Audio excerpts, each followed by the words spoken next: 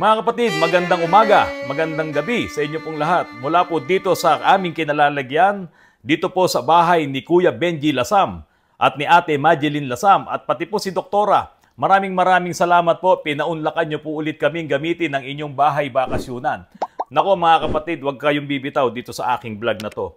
At sinisigurado ko po, manginginig po ang inyong kalamnan kapag narinig niyo po itong aking mga babasahin at ipaliliwanag po sa inyo. Meron po kasi akong nakitang article. Ito po ay mula sa teambhp.com. No? Ang sabi po nila dito, new cars are less reliable than cars from 2010. So yun daw mga sasakyan, mga kotse na ginawa noong 2010 ay mas less reliable daw po ito. Ito po ang ayon sa kanilang mga pag-aaral. Naku, paano naman yung mga sasakyan yung nabili na 2010 pataas? Hindi daw po yan reliable. Sinabi nila na sa pagitan ng 2010 at ng 2021 at yung mga Toyota Lexus lang daw ang nagkaroon ng 10% na reliability. Talagang sinabi, Toyota Lexus lang. Paano naman yung ibang mga modelo? 10% lang daw na reliable itong mga Toyota Lexus na to. At kung ikukumpara daw to sa ibang mga sasakyan, bagsak daw po halos lahat yung mga sasakyan na yon pagdating po dito sa sinasabi nilang quality issues. Kaya daw po, pati daw po itong mga sasakyan na dinevelop after 2021, yung mga nilabas, yung mga ibinenta, ay mayroon din daw pong problema. Sinabi rin po nila na isa sa main reason kaya bumagsak sa quality issues itong mga sasakyan na to ay dahil daw po doon sa mga makabagong teknolohiya na isinaksak dito sa mga makabagong sasakyan na ito. Nakinulang naman sa mga testing at quality check. Dahil nga po sa sobrang dami, kung mapapansin nyo, itong mga nakaraang taon bago pa mag-pandemic, talagang sobrang dami ng mga sasakyan ang pinoproduce nitong mga manufacturers. Kaya nga po dito sa Pilipinas ay nagkabuhol-buhol na ang traffic natin kasi nung mga panahon na yon, meron ka lang 20,000 pesos, 30,000, 40,000, 80,000, low down payment, makakabili ka na ng sasakyan mo. Kuha ka lang ng Certificate of Employment, stating income and tenure, nako, ayan ang mga ahente, makakabili ka ng sasakyan mo. Mas produce ang mga sasakyan at inilagay yung maraming mga technologies, mga accessories dito sa mga sasakyan na to at karamihan nga po dito, highly electronic na po ang pinagana sa mga sasakyan na to. Simula nung 2010 pataas. Ngayon, ang nagiging problema, dahil sa dami ng kanilang production, kinulang ng mga magte-testing dito at magka-quality check. So yan po yung sinasabi nila dito. Kaya po naapektuhan itong mga issues na to. At sabi nga rin po dito, pagkatapos din po nitong pandemic ay kinapos naman sila ng mga supply chains doon sa mga pyesa na kailangan nila. Kasi mga kapatid, ito namang mga car manufacturers na to, halimbawa itong Toyota, Mitsubishi, Hyundai, hindi naman lahat sila ang gumagawa ng mga parts niyan. Kaya nga po maraming mga OEM, mga original equipment manufacturer. Tulad po ni Isuzu, ang kanyang transmission, ang ginagamit, Aisin. Ganon din si Suzuki. May mga gamit siyang transmission, Aisin din. So si Toyota, ganon din. So ano pa yung lahat ng mga parts na yan, hindi lahat yan ay gawa ng Toyota. Pagbubuksan mo nga yung mga transmission nila, ang laman ng brand ng bearing nila, Koyo. So yan, iba't ibang mga original equipment manufacturers ang gumagawa niyan. Kaya lang, nung nagkaroon ng pandemic, marami dyan nagsara, marami dyan huminto, pero tuloy pa rin ang production nitong mga manufacturers after ng lockdown. Eto ngayon, kinapos ng supply. Yung supply chains nila sa mga spare parts na yan, kinapos. Ang mga pag-aaral po na ito, mga kapatid, ay galing dito sa Initial Quality Study. IQS, galing din po dito sa Vehicle Dependability Study. Sinabi nilang yung mga sasakyan na ibinenta sa pagitan ng 2010 at 2021 ay doble ang magiging problema pa paglipas pa ng panahon.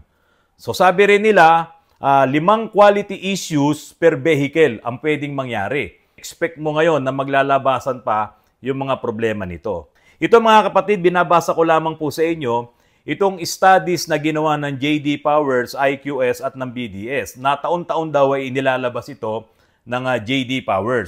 Mga kapatid, sinabi dito sa analysis ng IQS, ng BDS, saka ng J.D. Powers na kapag nabili mo ang iyong sasakyan, itong mga lumabas noong 2010 hanggang 2021, in the first 3 months ay 43% nung mga issues na yan ay maglalabasan. Ngayon, yung remaining na 57% na mga issues na ito, itong mga quality issues na to, ay lalabas doon sa duration ng 33 months na yon. So ito po, ang kabuuan ay 36 months. So doon sa 3 years time, ay may maglalabasan ng mga quality issues. Yan ang matindi. At yung mga quality issues na yan, ay ginagamit mo ang sasakyan nang hindi mo namamalayan, meron ka na palang problema. Ayan. Kaya nga po mga kapatid, dito sa atin, kapag ka bumili ka ng sasakyan, yung unang 3 years mo, yun yung warranty period eh. No, whichever comes first doon sa 100,000 kilometers.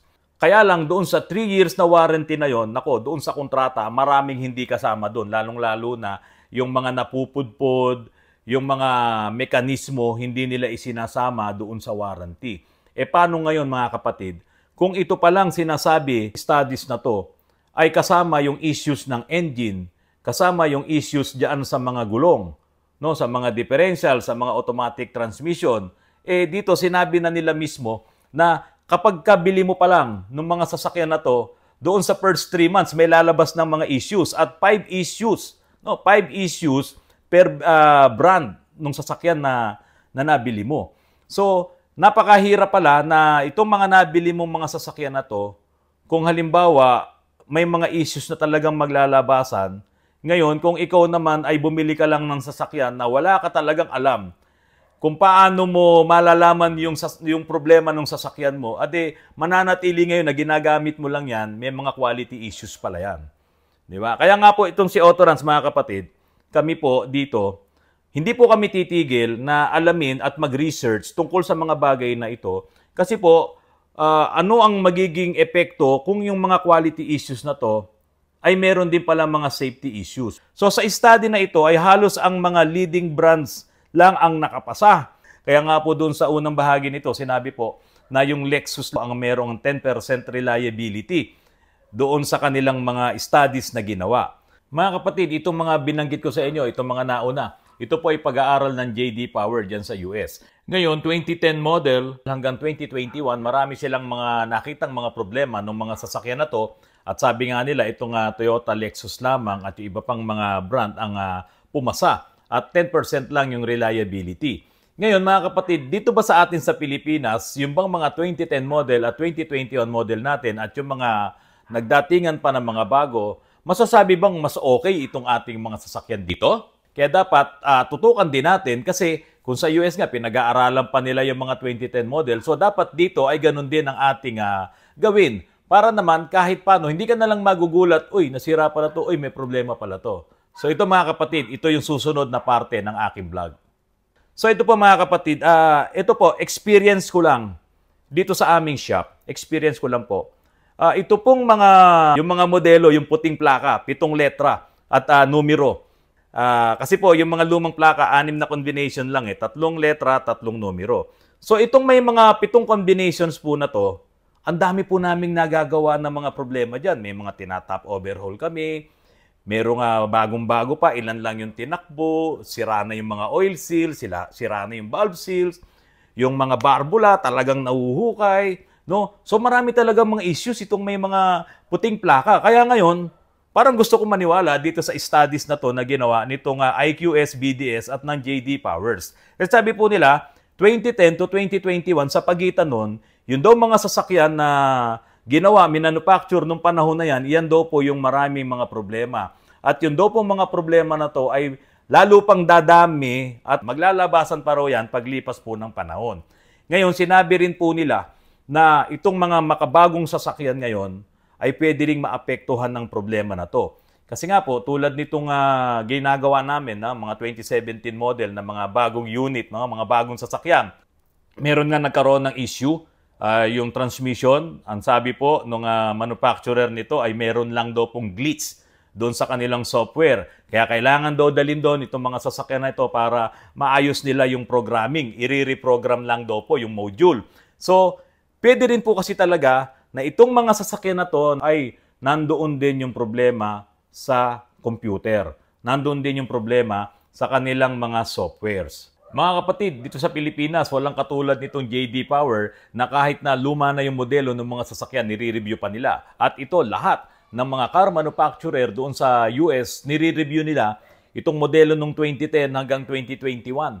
Para po malaman din nila kung ito bang mga problema ng mga sasakyan na ito ay maisasaayos pa nila dito sa mga paparating na mga bago pang mga technologies. Dito sa Pilipinas, wala. Bibili ka ng bagong sasakyan, gagamitin mo, hindi mo alam, may mga problema na pala yan. Tapos ipapagawa mo, ipapaayos mo. Pag ayaw mo na, ibebenta mo na lang. Ganon tayo dito. At dito sa Pilipinas, maraming nagre-review yung mga bagong sasakyan. O ito, bili nyo. Ito, maganda. Ito, bili nyo. Bihira po yung talagang nagre-review na katulad nitong ginagawa ng JD Power. So, hindi ko alam kung itong gagawin ko ngayon ay makakatulong sa atin. Kasi hindi naman katulad ng JD Power itong vlog ko. Ang babanggitin ko lang po dito sa vlog ay ito nga pong mga nangyayari sa mga sasakyan natin na 2010 model, 2021. Sa totoo lang, ang dami po naming mga nagagawang mga issues ng mga sasakyan na ito na mas matindi pa po ang mga problema. Hindi na ngayon ako nagtataka mga kapatid na itong mga segunda manong mga sasakyan na nabibili nyo ay naglalabasan pa yung maraming mga sira. Tulad ngayon, meron akong ginagawa na Montero. Inabot lang kami ng bakasyon kaya hindi namin nabili yung ibang pyesa. Hindi ito nag-i-start. Ginamitan ko na to ng scanner. Ang unang-unang nakita ng scanner ay ito nga pong camshaft positioning sensor. Okay, so nagpalit ako ng camshaft sensor at umandar na. Quality issues kasi di ba? Pwedeng kasama doon sa quality issues, yung quality ng mga pyesa na yan. So, bihirang-bihira kaming maka-experience na nasisira itong camshaft sensor na yan, na kung talagang sira yan, ay hindi talaga makaka-start dahil doon bumabase ng timing si crankshaft, yun nasa baba. Kung walang reading itong si camshaft at hindi niya maiko-compare yung position niya dito sa position ni crankshaft, hindi talaga andar yan. So ngayon, ito ang naging problema. Pinalitan ko po ito ng pyesa. At umandar na itong Montero na 2016 model. Ngayon mga kapatid, itong mga issues na to na quality, pwedeng damay din dito ang engine, pwedeng damay din dito ang transmission. Bakit? May electronics din dun eh. Mga kapatid, ito po yung aking Toyota Grandia 2014 model. Kung totoo po yung sinasabi, nung studies na yun, ako po pala ay kasama doon sa affected na mga models na magkakaroon pa ng mas maraming problema. Ang issues lamang na na-experience ko dito sa aking Grandia, yung mga unang buwan na ginamit ko to, nagkaroon kagad ako ng problema doon sa check engine na every time na makakarating ako ng 110 kilometers per hour na takbo, umiilaw yung check engine. So, kailangan patayin ko muna, stop ko muna, and then on ko ulit. Basta, wag lang akong pupunta doon sa 110 kilometers per hour, wag lang ako makakarating doon, yung aking speed, hindi po siya iilaw. Yun nga lang, tuwing umiilaw siya, medyo nanginginig yung aking engine, kaya talagang kailangan mong patayin. Isa pa, hindi po maganda yung kanyang steering. So, nung napalitan ko na rin yung mga parts na yun na nagkaroon ng problema, tumahimik na. And yung pangatlo na na-experience ko, yung kanyang mga rotor disc, no? Napalitan ko na rin lahat yan. Pero after naman nun, hanggang ngayon, wala pa po akong nararamdaman na iba pang mga issues na pwedeng dumating. Yun nga lang mga kapatid, siyempre ako, mekaniko ako, kaya kong ayusin po lahat yan. Paano po kayo? Pati itong mga latest model ng mga sasakyan, ang kadalasang nagiging problema ngayon ay itong mga softwares, itong programming ng kanilang mga ECU. Kadalasan may mga napuputol na wire at yung iba naman talagang nasisira itong mga electronics. So, kapag ka nagkaroon ng konting sira lang or pumalya lang ng konti yung electronics mo, sa totoo lang, yung mga marunong dyan sa computer, yung mga IT dyan, alam nila yung nangyayari. Konting malfunction lang yan, magkakaroon kaagad ng errors. So, ganun din yung nangyayari ngayon sa ating mga sasakyan. Kaya nga po, medyo nasaktuhan lang namin ngayon na ako po ay electronic tech din po ako, electronic technician, as well, mekaniko din po ako. Kaya medyo hindi kami nahihirapan sa mga ganitong uri ng mga troubles. At kasama rin po natin nga yung mga kaibigan natin, si paring Ner Morales. Ako, napakagaling po nung tao na yan pagdating po dito sa mga electronics, sa mga ECU at sa mga modelong sasakyan. So, pinaghahalo-halo namin ngayon yung mga kaalaman namin. Kaya kahit paano, nasosolve namin yung problema nitong mga modelo at mga makabagong mga sasakyan na to. Ngayon, bilang ako po ay isang technician din naman, Ang mga electronics parts po ay may lifespan lamang ng mga 10 to 30 years. Ang mga electronic parts, electrical parts, no? Sa sasakyan mo. 10 to 30 years, yun yung pinaka-okay na trabaho nila. Hindi dapat ito na-overheat or sobrang init.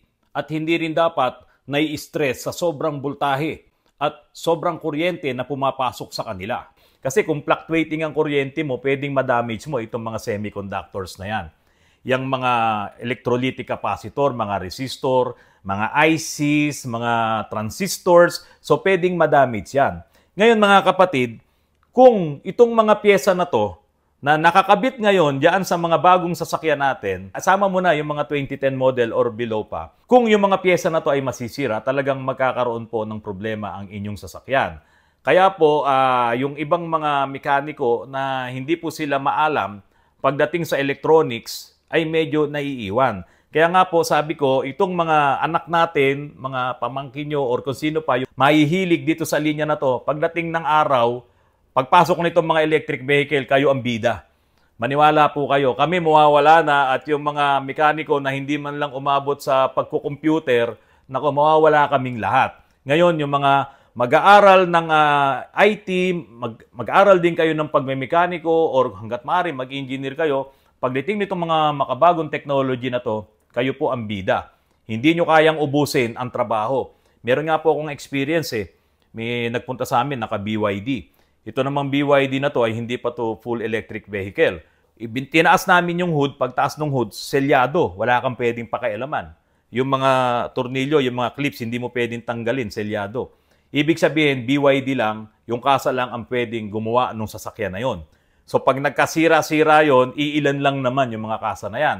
Kaya magiging mahal din ang maintenance talaga. Ngayon, ito po mga kapatid, nung panahon namin, before, no, mga 90s, 80s, pagdating sa electronics, Japan, US. Ayan. Pagdating sa stereo, pagka ang stereo mo ay Pioneer, Kenwood, Clarion, JVC, Sony, yan ay gawa ng Japan yan. Ngayon, pag US naman ang car stereo mo, yan yung Bose, RCA, Harman at Shure. Ngayon, isama mo tong German-made. Mga Germany-made na mga car stereo, itong Blowpunk at mga Becker. Kasi talagang sila po yung mga pagdating sa electronics magagaling. Ngayon, kung ikaw ay nag-abroad, nag-Saudi ka nung araw, no, kahit hindi ka mekaniko, pag uwi mo sa Pilipinas, may dala kang Kenwood, may dala kang Akai, may dala kang Sansui. Kasi po, itong mga technology ng mga bansa na to, pagdating sa electronics, hindi mo yan matatawaran. Napakatindi at napakataas at napakatitibay ng kanilang mga ginagamit na mga pyesa sa kanilang mga electronic parts, electronic modules. Ito po ang tanong natin. Paano ngayon, itong mga sasakyan na to na sinasabi na from 2010 at itong mga modelong sasakyan ngayon, ay mayroong nakapasok na electronics na hindi gawa ng mga bansa na to at gawa nitong bansa na sumasakop sa ating karagatan. Di ba? Baka may nakapasok. Pwede po bang tumapat yung quality ng electronics na gawa ng bansa na to pagdating dito kay US, kay Japan, at kay Germany? Kasi itong Volkswagen meron silang planta sa China.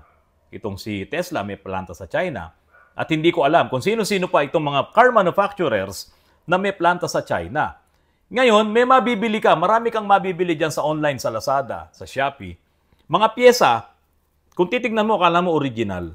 Talagang nandoon yung tatak ng Toyota, ng Mitsubishi, ng Isuzu. Akala mo original, pero made in China. Kaya nga po, ang problema dito, baka itong mga sasakyan natin, napasukan ng mga pyesa na yan, at hindi naman dumaan sa mga quality testing. No, baka lang ito iniisip ko lang na pwede rin naman talagang mangyari. Dahil nung sa sobrang mass production, hindi mo na alam kung saan din kinukuha nitong mga car manufacturers na to yung kanilang supply chain. So, mababa ang quality, eventually magkakaroon ng problema. Kaya po dito, sa personal na pananaw ko po, na merong mga OEM parts na maaaring nakalusot na galing dito sa bansang ito na sumasakop ng ating karagatan. Kaya po mga kapatid, itong mga sasakyan na bibili nyo ng mga second hand, talagang dito, swertihan na lang. Maaaring kilala mo yung nabilan mo Pero ito palang sasakyan na sinasabi niya na pwedeng dumami pa yung mga problema niyan. Tulad nga po ng sinabi ko sa inyo kanina, ito pong channel ko, itong mga vlogs ko, hanggat maaari, aalamin natin itong mga issues na yan at makarating sa inyo. Lalong-lalo na yung talagang wala man lang background sa pagdi-DIY or hindi man lang alam yung spark plug, mga pyesa na nandyan lang sa ibabaw ng makina, ito yung mga sensors, ito yung mga dapat mong i-check. Kawawa naman po kayo. Dito po sa mga vlogs ko, mga kapatid, pipilitin ko po talaga na hanggat ako ay merong pang drive na gawin itong mga ganitong mga klaseng mga vlogs, ay malaman nyo po para makarating po ito sa inyo. So, kaya kung bibili talaga ako ng segunda mano, ay mas pipiliin ko yung sasakyan na walang bahid ng ito, yung gawa ng China. Ibig sabihin, wala yung mga piyesang galing sa kanila. Naku, napakahirap din yatang malaman nyo. Kasi paano kung second hand, pinalitan ka na ng SCB na galing sa Lazada, SCB na galing sa Shopee. Tapos yung nabili mong sasakyan, nagpalit na ng mga injectors na galing dyan sa China. Naku po, iyan talaga ang isa sa pinakamalaking problema. Hindi ko naman masasabi sa inyo na itong pinalit na pyesa ay fake, lalo na't nakakabit na yan doon sa inyong sasakyan. Kasi po, halos parehas na parehas. Magkakaiba lang talaga sila sa karton. Iba. Mapapansin nyo po yung karton ng fake, yung box ng fake at yung box ng original. Halimbawa, nasiraan na nga po kayo ng sasakyan ngayon at sira iyon, huwag na kayong bumili. Kasi po, lahat po yan ay made in China. Halos lahat yan. Kung meron man dyan na sinasabing legit, original, OEM siya, kailangan mapuntahan nyo mismo yung store. Saan yung store mo? Dahil kapag napeki ka po ng mga pyesa na yan, hindi ko alam kung magtatagal, kasi marami na kaming case na yung mga ganyan na napunta sa amin, kaya nga kami nagkakaproblema, ay yung palang ipinalit na pyesa ay fake. Ang sabi naman niya, nagpalit na raw siya, brand new. Yung kanyang SCB o kaya brand new. Yung kanyang fuel pump, brand new. Yung kanyang mga injectors. Pero lahat po pala yon ay made in China, kaya mabilis nasisira. So mga kapatid, kung meron po kayong mga comments, meron po kayong nararamdaman na kakaiba sa inyong mga sasakyan, i-comment nyo lang po dito sa aking vlog na ito at sa iba pang mga vlogs ko po. Lalabas naman po yan, makikita naman po namin at pipilitin po namin na ma-investigate yan, malaman namin kung saan nanggagaling yung mga problema na yan at ihahatid ko po yan sa inyo para po makatulong po sa inyong lahat.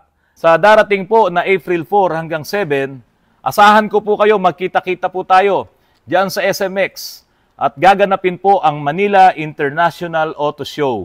Nandiyan po kami, isinama po kami ng may-ari ng Repsol, ang Grand Toro Oro. Sila po ang nagde-develop din at nag-re-retail po sa amin itong mga coolant na to, itong EcoCool. Yan, kasama po yan. Pati po yung aming automator. Yan, Repsol. Siyempre, hindi mawawala yung aming leader. At marami pa po kami, yung mga aeropack namin na mga panglinis, yung mga brake cleaner, carburetor cleaner, lahat ng cleaner meron po ang aeropack. Sa susunod na linggo, mga kapatid, April 4 to 7, Manila International Auto Show. Abangan nyo po si Auto Runs, nandyan po, magkita-kita po tayo. Magandang gabi at magandang araw po sa inyong lahat, mga kapatid.